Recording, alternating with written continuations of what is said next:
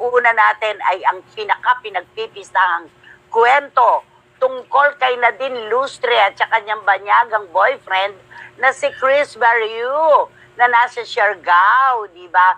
Alam mo, pangalawa na lang to na ulit-ulit na lang itong mga kwentong to. Noon pong panahon na magkarelasyon, sina Nadine Lustre at James Reid, ganito rin ang kwento, Romel. May mga nagpapadala ng mga video at mga posts kay Nadine na sinasabing, oy, alam mo ba, pag hindi ka niya kasama, may ibang kasamang babae si James Reid. Ganon. At ganyan din ngayon kay Chris, di ba? Anong point mo? Naku, eto na nga, mabuti na lang kamo ito si Nadine. Hindi siya nabubuhay sa nakaraan. Alam mo yun, ay, marunong siyang magbasa, marunong siyang makiramdam, at higit sa lahat, kilala niya ang kanyang nobyo. Kaya hindi siya naniniwala sa mga ganyan-ganyan kasi nga daw, di ba, Nay, dahil ang boyfriend niya ay foreigner, natural lang daw, di ba, likas naman sa mga foreigner, Nay, na may mga barkadang babae. At walang kaibigan. May kabarkada rin siyang lalaki. At walang krimen doon. Kaya lang, ang laging isinusumbat kay Nadine ng ating mga kababayan, lalo na yung kanyang mga nagmamalasakit na tagahanga. Ganito rin noon, ipinagtatanggol mo rin si James Reid. Pero ano nangyari? Di ba nagising ka na lang isang umaga, totoo pa lang niloloko ka lang, parang ganon. Ang sagot naman doon ni Nadine, may mga tao kasi na ang akala ay mas kaya nilang dalhin ang relasyon ng mas maganda kaysa sa kanila ni Chris. Yun ang kanya, di ba? Tama lang na ipagtanggol niya ang kanilang relasyon ni Chris. Pero kung minsan siguro kailangan aware din siya. Di ba? Aware din siya na pwedeng mangyari ang isang bagay habang wala siya doon sa isla. Yun lang naman ang di ba? Pero itong batang ito may sariling paninindigan ito. Di ba? Hindi siya dapat nakikinig. Tama. At saka tama rin naman yung meron, kaya lang nilalagay na ng level yung sino bang nagsabi nito? Haters to, basher ito, dapat ko ba itong patulan? Meron siyang gano'n, ang galing. Nag-iisip siya. Kasi kung iba-iba lang yan, naku, gera na yan. Agad-agad. Alam mo, yun ang maganda kay Nadine. Alam niyang ihiwalay yung mga totoong nagmamalasakit sa kanya. At yung mga tao na walang iba, kunding mangwasak lang, di ba? Mangwasak lang. At sinasabi pa na, ano ba yan, habang wala ka dito at nasa Manila ka, habang tumatanggap ka ng award mo, yung jeep mo pa ang ginagamit nitong si Chris, at saka nung, Mary Lou ba yun? Kung sino man yun. Namamasyal daw sa buong isla, paikot-ikot. Nakakaano naman, di ba? At ako naman, kung ako naman si Chris, ba't ko naman pakikita sa lahat na nakikipagkita ako sa ibang babae? Kumanlolo ko rin lang ako. Natural, magtatago ako. Pupunta ako sa ibang isla. Doon ko kakatagpuin yung babae. Di ba? Kalokohan naman. Ipapakita mo pa sa madla, di ba? Nakakaloka. Tama lang si Nadine na paniwalaan niya kung ano yung sinasabi ng puso at isip niya. Ganun yun.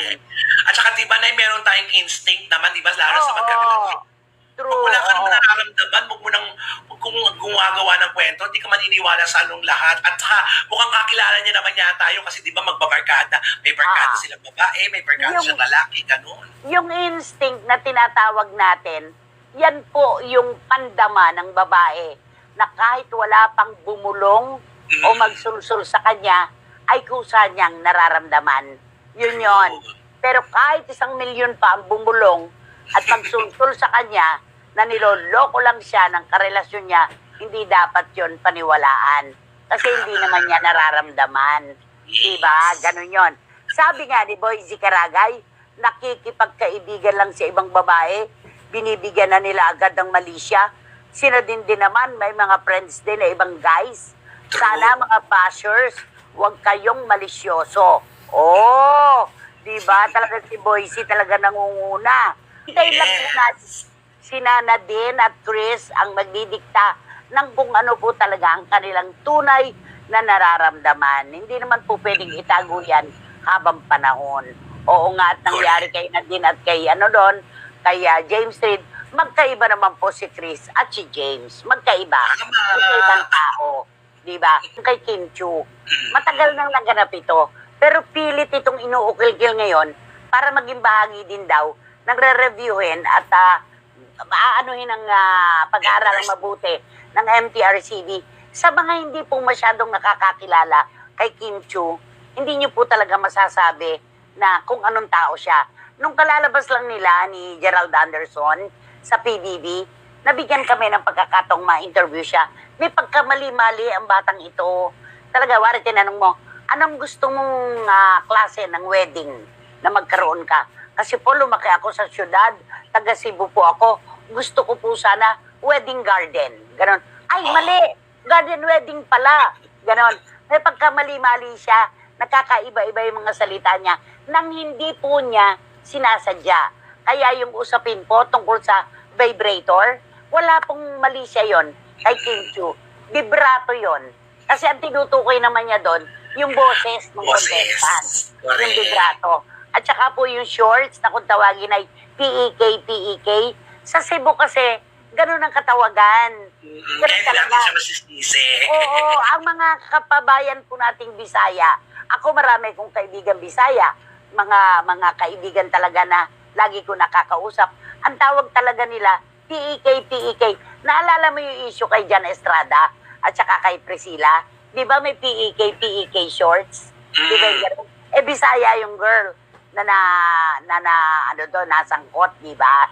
Yun eh. Kaya wala po yun. Wala po dapat na ipagduda na nagkaroon ng mali siya yung pagsasabi ni Kim Chu. Mali-mali talaga siya. Nagkakamali talaga. Wala pong malis yun. At saka ngayon ay talaga naghahanap pa na talaga ngayon. Diyos ko, bukang bibig ng lahat ng tao, lahat ng nanonood, meron lang masabi na mali sa pandinig nila na kahit tama naman, lalagyan ng issue. Nagkakabusi si Ana. Nagkakabusi si Ana. Ay nako, wag na lang po. At eto pa sabi ni Boycie, ang daming palpak ni Kim Chu na wala sa loob niya. Kaya pagpasensya na sana siya. Tama naman to, Boycie.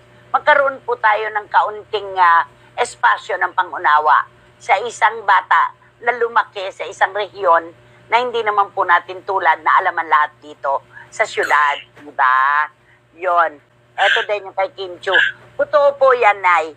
Makapagpapatotoo ako dahil once upon a time, nagkasama kami ni Kim Chu sa ABS. Marami po talaga siyang mga napakasimpleng sinasabi na akala mo ay malalim. Pero ang totoo po, nagkakamali-mali siya.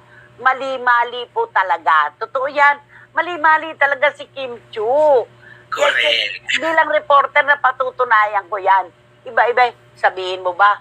O, di ba? Anong wedding ang gusto mo? Anong style? O, di ba? Sasabihin sa'yo, wedding garden. O, ayun. So, alam na this. Saan ka nakatira? Sa Plains White. No pala, White Plains. Di ba? Mga ganon. Nagkakamali-mali siya talaga. Wala po talaga na. Totoo pong mali-mali si Kim Chunay sa mga taping pag nagkukwento, matatawa ka sa kanya. Totoo yun, yung mga kaswalan na kwentuhan, ay, komedyante itong Saka walang mali siya nung sinabi niya yan eh. Talaga alam mo yung nagulat pa nga siya, ay, walang mali siya. Makikita mo naman yung may intensyon na mali siya. So walang intensyon. Kaya nga, sinaway siya agad ni Yaya Ami. Si Yaya Ami ang tawag ngayon kay Ami. Yaya Ami. Siya daw taga-correct. At pansinin mo na lagi nandun na ngayon si Ami Perez sa frame. Okay. Nandun na siya ngayon lagi.